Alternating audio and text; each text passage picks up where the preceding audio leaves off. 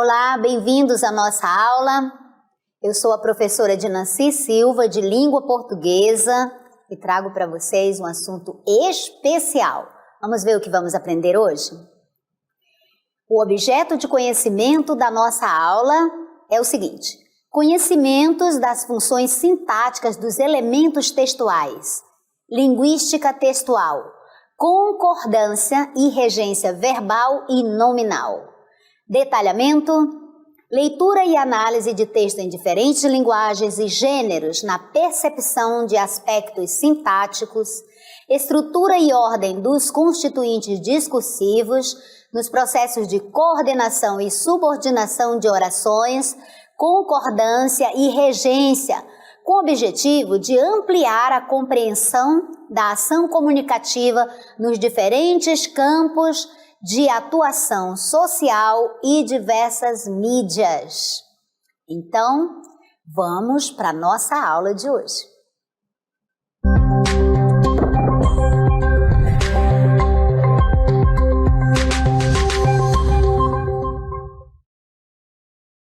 Iniciando a nossa aula, eu quero apresentar para vocês um vídeo, preste muita atenção nele. Vamos lá.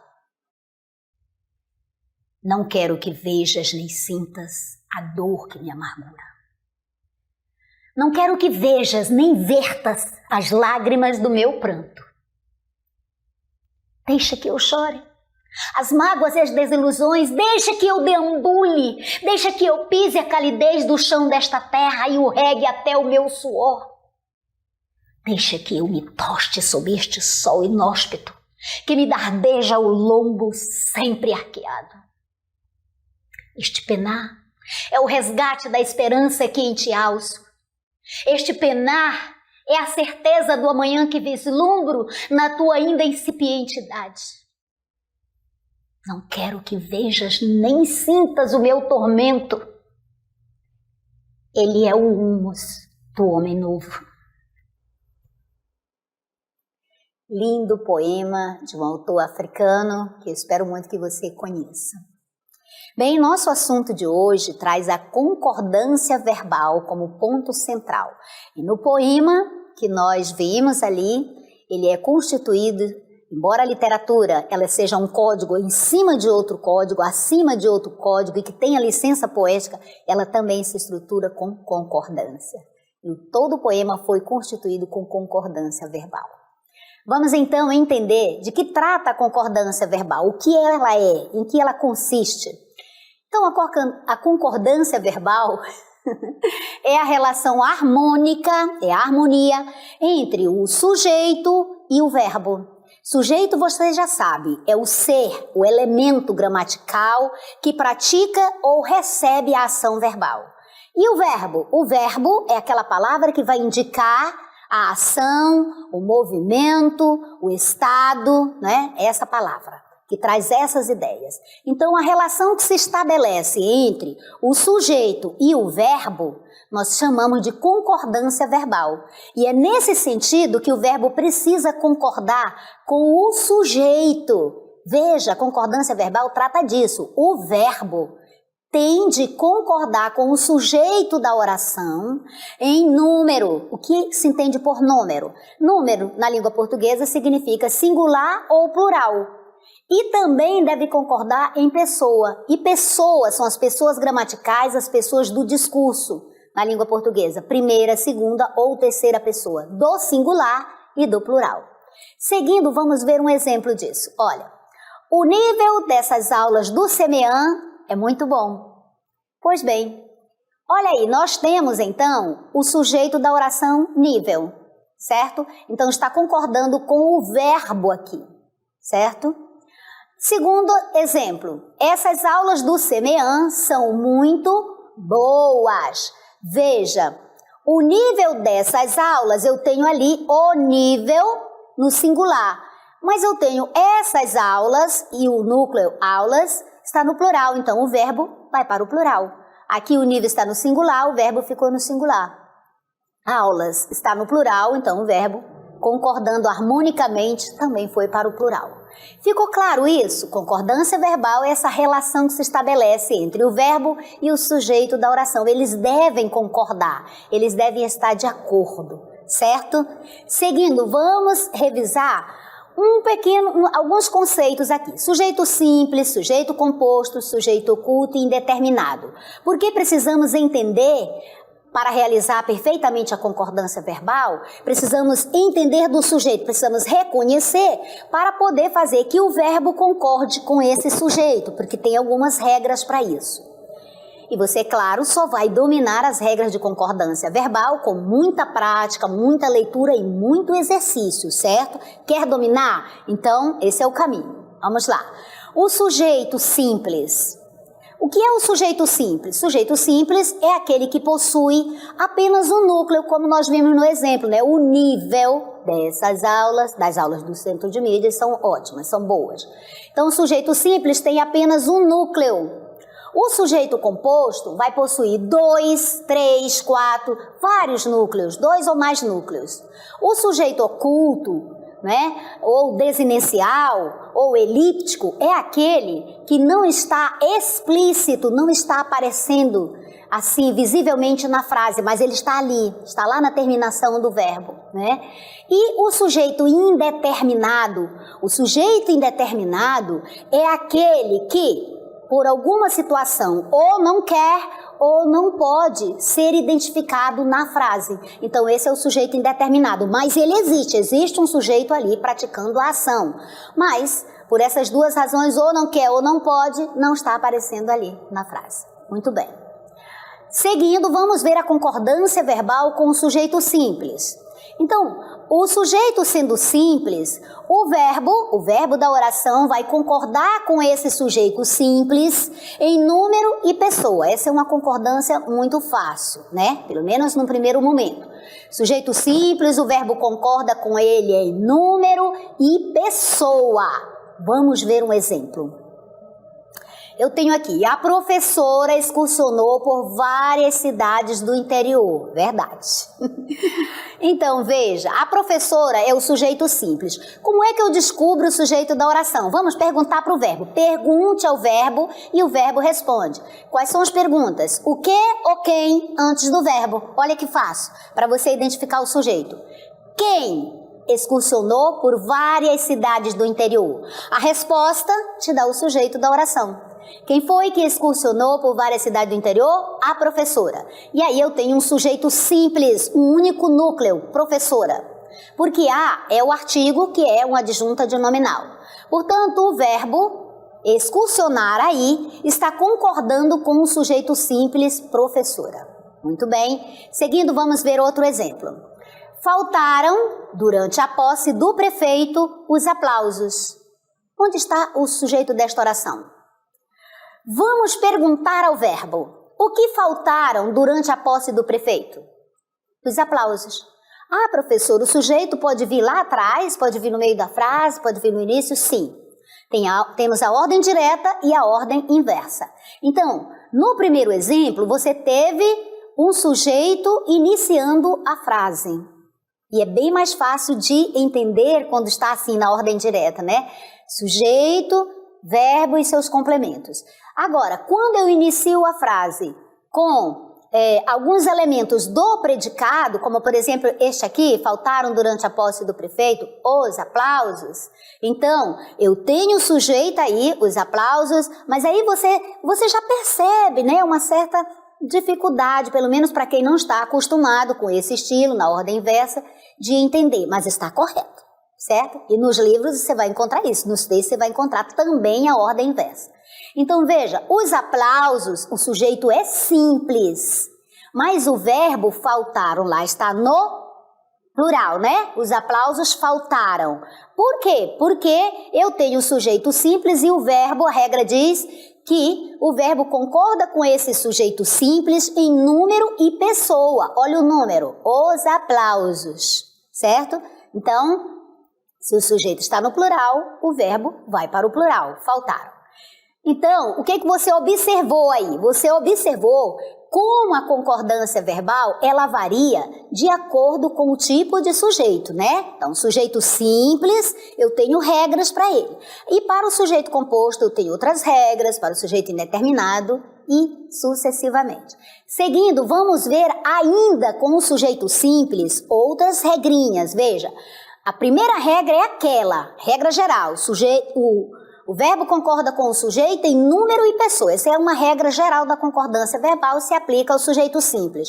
Porém, nós temos alguns casos de sujeito simples. Veja, quando o sujeito simples é um coletivo. Então, nesse caso, o verbo vai ficar no singular. Se esse sujeito coletivo não estiver especificado, conforme nós vamos ver mais adiante. Então, sujeito coletivo, o verbo fica no singular. Essa é a primeira parte da regra. Exemplo, a turma viajou nas férias de julho. Você tem aqui, a turma é um coletivo, certo? A turma é um sujeito coletivo, sujeito simples e coletivo. Não está especificado. Eu não estou dizendo que é a turma disso ou daquilo, aquilo outro, como nós vamos ver no próximo exemplo. Então, sujeito coletivo não está especificado, o verbo fica no singular. Vamos ver outro exemplo? Então, quando o sujeito é simples e eu tenho um pronome de tratamento como sendo o sujeito simples, o verbo vai ficar na terceira pessoa do singular, para concordar com esse pronome de tratamento, mas também pode ficar na terceira pessoa do plural se o pronome de tratamento vier no plural. Vamos ver os exemplos. Olha, eu tenho aqui então, Vossa Excelência dará uma entrevista hoje. Vossa Excelência é o pronome de tratamento. A regra diz que o verbo fica na terceira pessoa do singular ou do plural. Se eu tivesse vossas excelências, então o verbo iria para o plural. Mas ele vai ficar na terceira pessoa do singular, porque aqui eu tenho vossa excelência, certo? Vamos então ver quando o sujeito for simples, mas ele for representado por uma porcentagem. Quando o sujeito for representado por uma porcentagem, eu tenho duas situações. Veja, a primeira.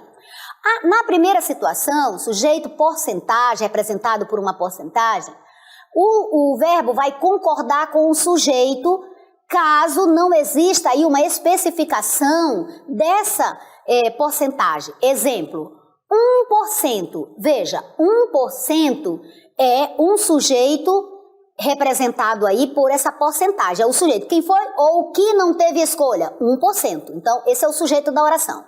Sujeito porcentagem, não está especificado, então o verbo vai concordar com o sujeito, certo? 1% não teve, o verbo aí, ó, 1% não teve, verbo está aqui no singular. Agora, olha esse aqui, 3%, então, também o verbo está concordando, veja, concordaram com a proposta. Veja aí que sujeito representado pela a porcentagem, o verbo vai concordar com ele se não houver especificação. Se houver, já é uma outra situação. Vamos lá. Na situação B, se houver especificação, então o verbo vai concordar com a especificação. Vamos lá.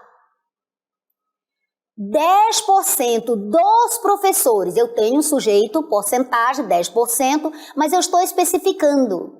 10% dos professores desaprovam. Então, o verbo está concordando com essa especificação. Os professores desaprovam as medidas. Muito bem. Vamos então seguindo no nosso estudo da concordância verbal, observando agora a concordância verbal com o sujeito simples, só que agora representado por expressões partitivas. O que são expressões partitivas? Então, as expressões partitivas são aquelas que vão indicar uma parte ou uma quantidade de algo, tá? As expressões partitivas são aquelas que vão indicar uma parte de alguma coisa, uma quantidade de alguma coisa, de algo. Por exemplo, as expressões parte de, uma porção de, o resto de, metade de, a maioria de, entre outras expressões. E nesse caso, quando o sujeito de uma frase é representado por uma dessas expressões partitivas, né? Uma parte de, metade de, e estiver acompanhado de um especificador, além de, por exemplo, a maioria de, vier um especificador, a maioria de alguma coisa, né? Esse é o especificador. E esse especificador estiver no plural, o verbo tanto pode ficar no singular quanto ir para o plural. Entendido? Então, muito bem. Eu tenho aqui, então, esta regra que quando o sujeito é representado, o sujeito sim for representado por essas expressões partitivas, parte de, uma porção de, o resto de, veja a ideia que traz, certo? E tem mais uma situação, essa expressão, se ela vier acompanhada de um especificador no plural, você aí tem duas possibilidades de concordar e ambas estarão corretas. Vamos ver os exemplos. Veja, eu tenho então, a maior parte dos funcionários votou para a diminuição de carga horária. Veja, eu tenho o sujeito representado por, né, uma expressão partitiva, maior parte de, certo? A maior parte de. E aqui eu tenho o especificador que está no plural. Então, nesse caso, a regra diz que eu posso deixar o verbo no singular, a maior parte dos funcionários votou para a diminuição de carga horária. Mas também eu posso levá-lo para o plural. Veja no segundo exemplo. A maior parte dos funcionários votaram. Ambas as construções estão corretas. Lembrando, eu tenho o sujeito representado por uma expressão partitiva e acompanhado de um especificador no plural. Veja que essa regra ela tem essas observações, certo? Seguindo então com o nosso estudo, vamos então entender aqui a concordância verbal do sujeito simples representado agora por expressões aproximativas. Veja que a regra de expressões partitivas é de uma forma e das expressões aproximativas nós temos outras situações. Vamos lá conhecer quais são essas expressões aproximativas. Então, as aproximativas são compostas por palavras numéricas ou que trazem essa ideia, vão expressar determinado sentido, por exemplo, mais de, qual é a ideia que tem aqui, né? Ideia de quantidade, expressões numéricas, palavras numéricas. Todas as expressões aproximativas vão estar trazendo esta ideia, certo? Mais de alguma coisa, menos de, cerca de e outras similares. E nesse caso, normalmente o verbo vai para o plural. Vamos então ver os exemplos? Veja, mais de 1.000 pessoas foram ao casamento. Cerca de 300 pessoas foram hospitalizadas. Então, a regra diz, se o sujeito é constituído, né, por uma expressão aproximativa, normalmente o verbo vai para o plural. Então, nós temos aqui o verbo indo para o plural. Agora, a gente tem uma observação. Se o sujeito é formado pelas expressões mais de um, que também dá essa ideia, né, de expressão numérica, mais de um, né, ou mais que um, seguida de um substantivo, o verbo deve permanecer no singular. Mais de um sujeito correu em busca de donativos, certo? Então veja aí, o sujeito está representado aí pela expressão mais de um, né? Mais de um sujeito correu em busca de donativos. E está seguido do substantivo. Qual é o substantivo? Sujeito. Nesse caso, o verbo deve permanecer no singular. Lembre-se que difere um pouquinho da regra anterior que permitia a possibilidade de você construir frases levando o verbo para o plural, singular ou plural, certo? Seguindo então, vamos ver então agora uma observação, né? Quando essas expressões elas vêm repetidas, que expressões? Mais de um, né? Quando ela vier repetida ou que haja sentido de reciprocidade, o verbo deve ser empregado no plural, certo? Olha aí as observações acerca das expressões aproximativas, né? Olha aí, então nós temos essa. Se essa expressão aproximativa, né, que representa o numeral, mais de um, vier repetida, mais de um homem, mais de uma criança, então, né, a regra diz né, que você deve deixar o verbo, empregar o verbo exatamente no plural, se estiver repetida ou se tiver com esse sentido de reciprocidade. Então, o verbo deve estar no plural.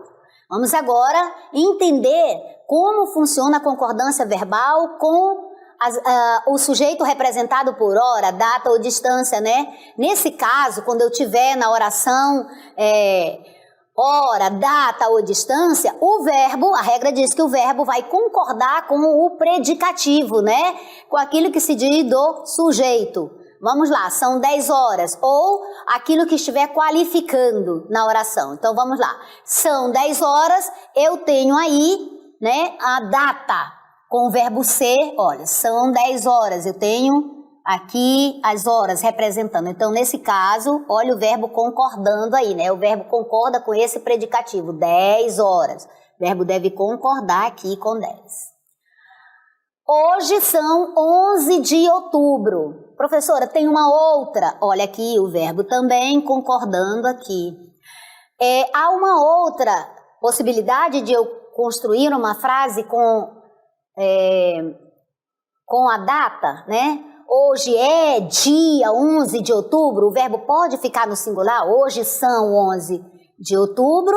Eu posso também dizer com toda a propriedade, hoje é dia 11 de outubro, hoje é dia 7 de abril ou de maio? Posso, você pode. Com a expressão dia, o verbo pode ficar assim no singular. Se não tiver a expressão dia, né, então você vai concordar com o numeral que vem depois, com o predicativo. Agora vamos ver então com expressões, por exemplo, é muito, é pouco, é mais de, é tanto, é bastante, que estão determinando aí preço, medida ou quantidade. A regra diz que eles ficam no singular. Então, com essas ideias, essas expressões, é muito, é pouco, é bastante, é mais de, é tanto, então o verbo vai ficar no singular. Veja, 20 reais, essa expressão aqui, não é? Eu tenho essa expressão e logo em seguida eu tenho a expressão é muito, é pouco. Então 20 reais é pouco. O verbo fica no singular. E se fosse 100 também? 5 quilos é muito, é bastante. E assim o verbo fica no singular. Vamos então para uma observação com a expressão um e outro. Vamos. Expressões um e outro, nenhum nem outro, com esta expressão, veja, se eu tenho na minha frase um e outro, nenhum nem outro, como é que fica a concordância verbal? O verbo, eu tenho aqui, né, a possibilidade de deixar o verbo no singular ou levá-lo para o plural. Exemplo, um e outro, veja, um e outro compareceu, verbo no singular. Então, com essa expressão um e outro, sujeito sendo representado pela expressão um e outro, ou ainda nenhum nem outro, eu tenho a possibilidade de deixar o verbo no singular, conforme está aqui, um e outro compareceu, ou eu posso, se eu desejar, levá-lo para o plural. Um e outro compareceram à aula, e estará correto. Concordância agora nós vamos ver com o sujeito composto. Vimos vários casos do sujeito simples. Vamos ver agora com o sujeito composto. O sujeito composto, ele tem algumas situações, quando ele vier antes do verbo ou depois do verbo e mais algumas outras situações. Então veja, sujeito composto e anteposto ao verbo, ou seja, sujeito composto antes do verbo, iniciando a oração na ordem direta. O verbo vai para o plural. Veja, Sheila e Dinanci prepararam uma caldeirada deliciosa. É verdade. Sheila e Dinanci é o sujeito composto. Perguntando para o verbo e ele respondendo que é um sujeito. Quem preparou uma caldeirada deliciosa? A resposta, Sheila e Dinanci. Eu tenho aí sujeito composto. Por quê? Porque eu tenho dois núcleos. Eu tenho Sheila e Dinanci. São dois núcleos, sujeito composto, certo? Então, o sujeito composto, nesse caso, anteposto, antes do verbo, o verbo vai para o plural. O sujeito posposto, o sujeito é composto, mas aparece depois do verbo. o que acontece? O verbo concorda com o mais próximo ou com a totalidade, ou seja, ele pode ficar no singular, concordando com o mais próximo, ou ir para o plural. Vamos ver os exemplos. Olha, viajarão o rapaz e a moça. Veja, o verbo, o sujeito composto está aqui, rapaz e a moça, certo? Só que ele está pós-posto o verbo viajar vem na frente. Então eu posso concordar com a totalidade ou com o mais próximo. Viajarão o rapaz e a moça. Aqui eu concordei com todos os elementos, com a totalidade. E aqui, viajará o rapaz e a moça. Nesse caso, eu concordei com o termo mais próximo, que é o termo rapaz. Agora vamos verificar a concordância verbal com os verbos impessoais. Os verbos impessoais, são aqueles verbos que, como o próprio nome diz, não apresenta a pessoa, são aqueles que não possuem sujeito. Então, as orações sem sujeito são aquelas que não possuem o sujeito, obviamente, orações sem sujeito, e as locuções verbais, elas são formadas pelo verbo auxiliar e pelo verbo principal, sendo que o verbo auxiliar é o que vai sofrer a concordância. Certo? Então, eu vou demonstrar aqui para vocês algumas situações. Veja aí. Choveu muito ontem. Eu tenho aqui um verbo impessoal. Então, nesse caso, o verbo chover não vai se flexionar. Ele vai ficar dessa forma. Choveu por quê? Porque não tem sujeito. É um verbo que indica o fenômeno da natureza, não tem sujeito. Não vai sofrer concordância. Vai ficar assim mesmo. Choveu muito ontem. Agora, se o verbo chover estiver no modo figurado, sim, choveram participações. Nesse caso, sim, eu posso flexionar, porque não está no seu sentido literal, de chover mesmo água, certo? Muito bem. Há muitas pessoas na fila. Nesse caso, eu tenho o verbo haver. O verbo haver possui 14 sentidos, e muitos deles não possuem sujeito. Esse aqui não possui. O verbo haver, nesse sentido aqui, é impessoal, ele não vai sofrer concordância, no sentido de existir, ele não vai, olha. Existem muitas pessoas, o próprio verbo existir possui pessoa, sujeito, mas esse aí não. Então, há muitas pessoas na fila, há muitos problemas, então, nesse caso, o verbo fica no singular mesmo. Agora, olha esse aqui construído com a locução verbal. Deve haver muitas pessoas na fila. Então, a locução verbal, o verbo auxiliar, deve, é que vai concordar com o sujeito pessoas, certo? Então, deve haver muitas pessoas na fila. Então, você verifica aqui que com as locuções, é o verbo auxiliar que vai concordar com o sujeito pessoa. Muito bem. Seguindo, vamos verificar a concordância do verbo fazer, que é um verbo muito utilizado, então a gente precisa entender. Com o verbo fazer, se ele estiver indicando, se ele estiver com o sentido de tempo ou condição climática, tempo ou temperatura, sempre que estiver indicando tempo e temperatura, condição climática, o verbo fazer fica na terceira pessoa do singular. Veja os exemplos. Faz dias bonitos no outono. Faz 10 anos que não te vejo. Deve fazer dias muito quentes no verão. Você observa que faz dias. Lembra, o verbo fazer vai ficar no singular. Por quê? Porque aqui o verbo fazer não está no sentido de realizar alguma coisa, está no sentido de tempo decorrido, tempo transcorrido, tempo que passou. Faz dias bonitos, faz dias bonitos no verão. Na outra frase é que está no sentido de decorrer, de transcorrer. Faz 10 anos que não te vejo. Aqui no primeiro momento, faz dias bonitos no outono, está no sentido de condição climática, certo? Então, nesse sentido, verbo na terceira pessoa do singular, faz, ainda que dias esteja no plural. Faz 10 anos que não te vejo, aqui eu tenho o verbo fazer no sentido de tempo decorrido, tempo passado, tempo que transcorreu. Então, nesse sentido, ainda que você tenha logo à frente a expressão 10 anos, Observe como no dia a dia você ouve a construção dessa frase pronunciada de outra forma, certo? Então, faz Verbo fazer no sentido de tempo e temperatura, terceira pessoa do plural, ainda que ele esteja construído com uma locução verbal, como deve fazer dias muito quentes no verão. Verbo fazer, terceira pessoa do singular, sempre que estiver com esses dois sentidos aí.